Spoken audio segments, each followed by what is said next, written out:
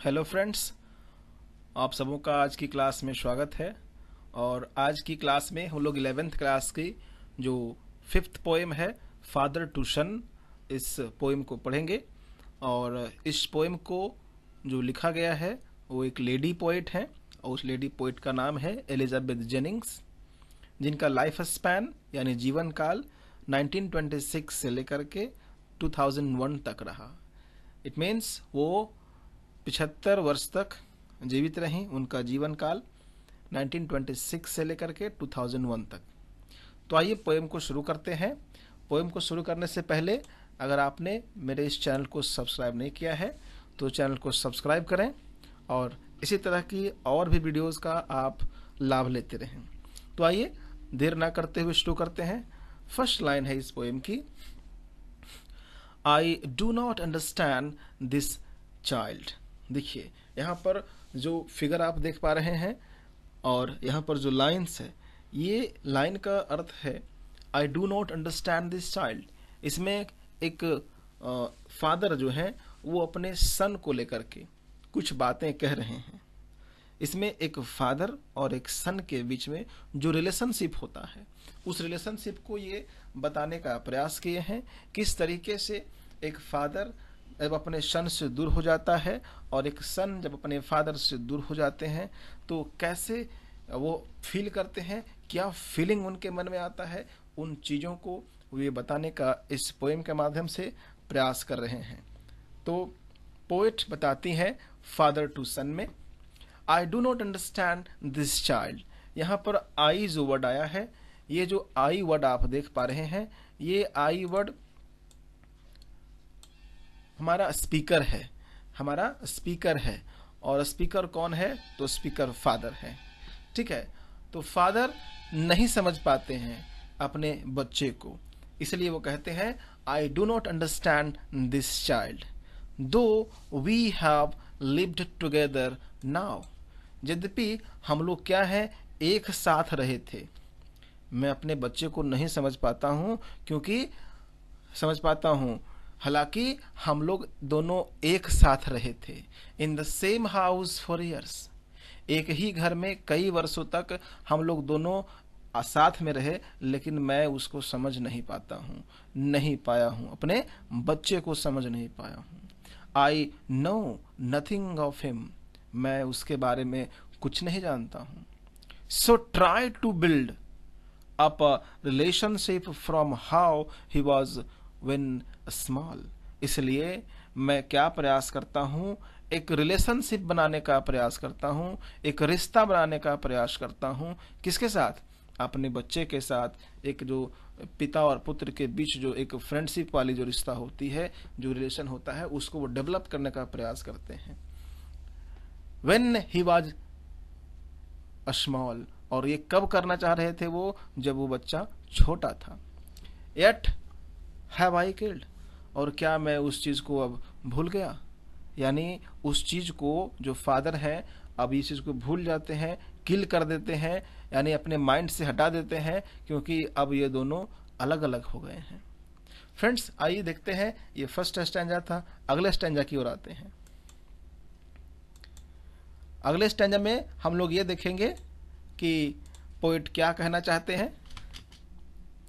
This seed I spent, यहाँ पर बहुत ही गहराई वाली बात कही गई है। This the seed, the seed, जो सीड मीन्स बीज होता है, और यहाँ बीज कहने का अर्थ है कि वैसी सभी चीजें जो उन्होंने अपने बेटे के माइंड में, अपने सन के माइंड में शो किया है, यानी उसमें डाला है, उनको सिखाया है, अपने बेटों को समझाया है, अपने बेटों को पढ़ाया है, वैसी वो बातें जो अपने बेटे को वो पढ़ाए हैं, सिखाए हैं।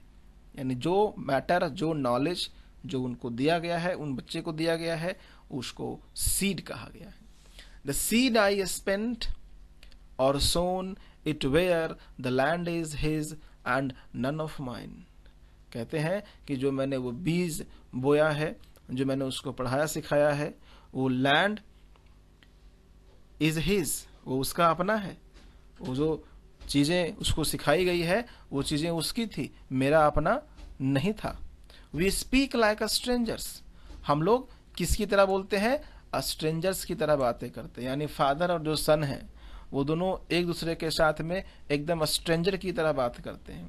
एकदम अनजान जो दो लोग जब मिलते हैं और जिस तरीके से बिहेव करते हुए आपस में डिस्कस करते हैं, सेम उसी वे में यहाँ फादर और सन आपस में कम्युनिकेट करते हैं, बातचीत करते हैं।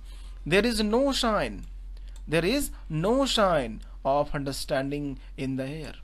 और उन दोनों के बीच में किसी भी तरह का कोई भी ऐसी समझ नहीं है। ना पिता पुत्र को समझ पा रहा है और ना पुत्र अपने पिता अपने फादर को समझ पा रहा है, क्योंकि दोनों एक स्ट्रेंजर की तरह बातें कर रहे हैं।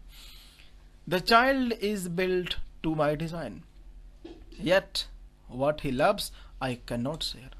देखिए यहाँ बहुत इंपॉर्टेंट लाइन है, the child is built to my design. जो बच्चा है यानी जो उनका सन है वो किसकी तरह बना हुआ है? यानी मेरी तरह बना हुआ है। अब फादर है तो फादर की तरह एकदम सेम डिजाइन है, उसका भी लुक सेम, जो फेस है वो अपने फादर की तरह ही है। येट फिर भी what he loves I can not share, लेकिन जो मेरा बच्चा, जो उसका उनका बेटा है ना, जो उनका बेटा जो पसंद करता है, जिस चीज को वो प्रेम करता है, वो उस चीज को ये फादर शेयर नहीं कर सकते हैं।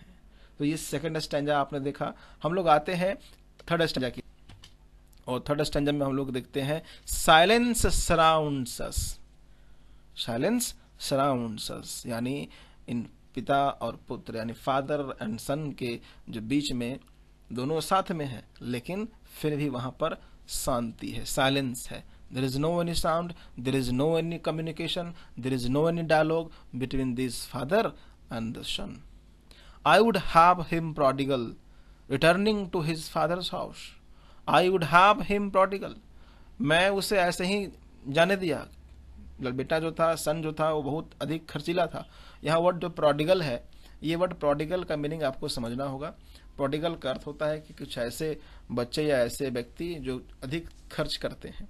मैंने उसको करने दिया, returning to his father's house, और वो इसके बाद वो अपने फादर के हाउस रिटर्न आता है, यानी अपना घर जहां उसका फादर का जहां हाउस था वहां वो वापस आता है।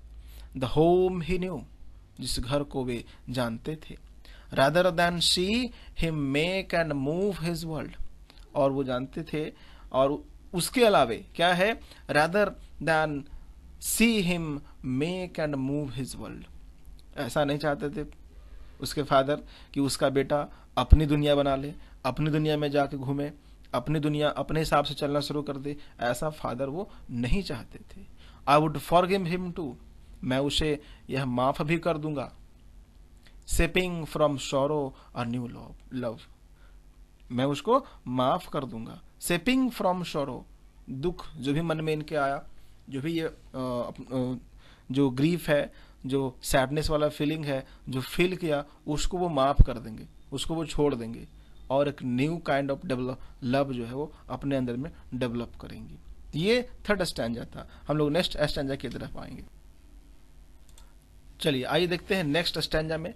नेक्स्ट स्टैंजा में पोएट कहते हैं कि फादर एंड सन, दोनों फादर भी और सन दोनों यहां पर अब आपस में डिस्कस करेंगे। We both must live on the same globe and the same land. यह ग्लोब, जिसको हम लोग ग्लोब पृथ्वी कहते हैं, सेम लैंड यानी जहां पर धरती, जिस धरती में जिस स्थान पे वो रह रहे हैं, तो वो सेम लैंड है, जिस घर में वो रह रहे हैं। फादर एंड सन दोनों यहां आपस में डिस्कस करते हैं। वी बोथ मस्ट लिव, हम लोग दोनों को यहाँ जरूर रहना चाहिए। ऑन द सेम ग्लोब, कहां पर? On the same globe and the same land. He speaks, I cannot understand myself. वे कहते हैं, क्या कहते हैं? I cannot understand myself. मैं खुद अपने आप को नहीं समझ पाता हूं। Why anger grows from grief. कहते हैं कि क्यों मेरा जो गुस्सा है वो मेरे दुख से क्यों जन्म लेता है, क्यों बढ़ता है। यानी सिंपल सी चीज है कि किसी भी व्यक्ति की जो गुस्सा होती है, जो तकलीफ होता है, तभी गुस्सा बढ़ता है। जब कोई परेशानी आपके पास आएगी तभी आपके माइंड में वो एंगर वाला फीलिंग आ सकता है, अदरवाइज कभी नहीं आएगा।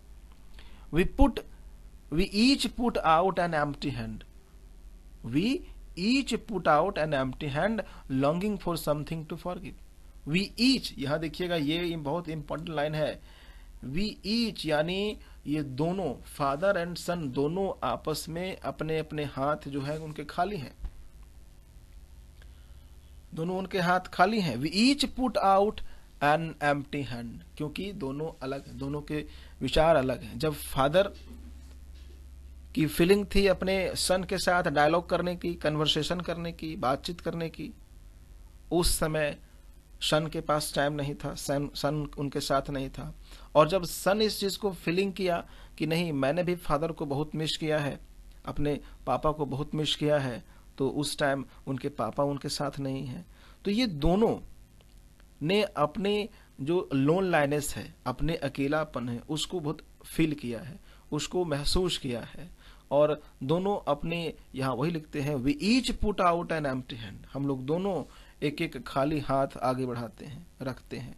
Longing for something to forgive, अब कुछ ऐसी आशा करते हैं, कुछ ऐसी इच्छा करते हैं कि जो चीजें पहले बीत गई हैं, जो चीजें पहले हम लोगों से हो चुकी हैं, उसको भूल जाएंगे, उसको माफ कर देंगे और एक नई दुनिया की शुरुआत करेंगे, एक नए रिलेशनशिप की शुरुआत करेंगे। जो फादर और जो सन है, उन दोनों के बीच में एक नया रिलेशनशिप डेवलप हो सके, इसलिए उन लोग दोनों अपने अपने जो भी चीजें उनके लाइफ में अब तक हो पाई हैं या हो गई हैं, उसको वो फॉरगेट करके नई सिरे से शुरुआत करने की बात करते हैं, इच्छा जताते हैं। तो फ्रेंड्स, आज के लिए बस इस क्लास में इतना ही, और इस अगले क्लास के लिए हम लोग फिर से एक नेक्स्ट टॉपिक की तरफ बढ़ेंगे।